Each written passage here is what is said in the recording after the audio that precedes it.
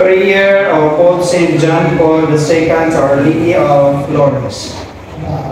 During the Holy Father visit to Lourdes, France, during the feast of Assumption of Mary, August 15, 1983. In the name of the Father, and of the Son, and of the Holy Spirit. Amen.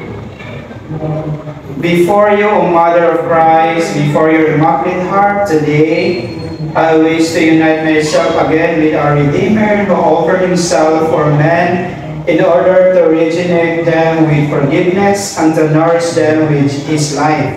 You join his offering for the salvation of the world more than anyone else, and you bid us with Saint Our Lady of Lourdes, bear that voice to accept the invitation of penance, to conversion, to prayer.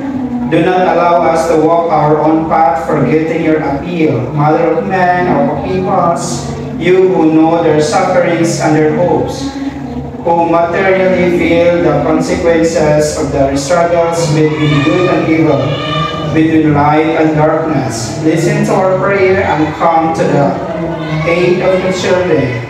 In Lourdes, I renew to you for the whole Church the prayer that I love to address to you in the great sanctuaries that are dedicated to you in the world.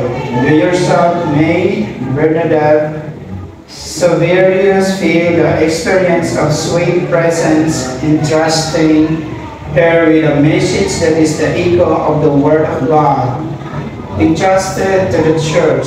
The offering we make ourselves before you, Our Lady, must be a personal act of each one, of each family, of each ecclesial community, and it is good to renew it for each generation in the form of the best expresses this confident trust. O Mary, Our Lady of Lourdes, obtain for us the gifts of the Holy Spirit to give a new youth, the youth of faith, to all Christians and their community, which I entrust to your Immaculate Heart and to your maternal love.